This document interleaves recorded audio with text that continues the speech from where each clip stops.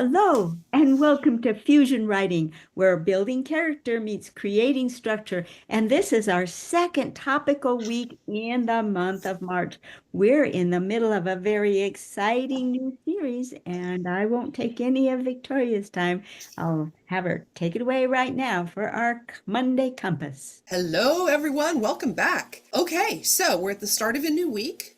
We're revisiting some old concepts and introducing some new ones.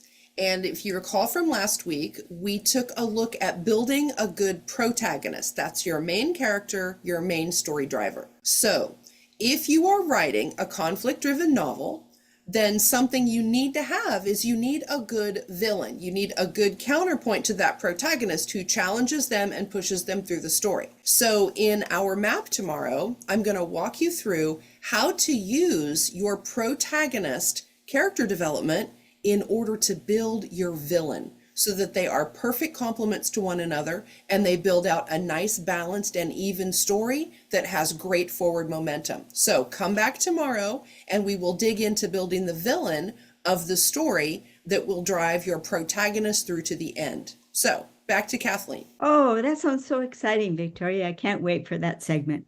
Well, for my part, where we're talking about character development, we are focusing this month on the character trait of humility. And last time we talked about what humility was.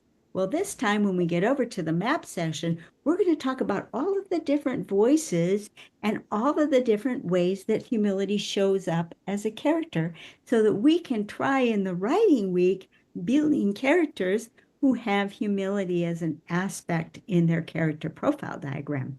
So be sure you come by tomorrow and get all of the fun information on the villain and on humility. See you then. Bye-bye.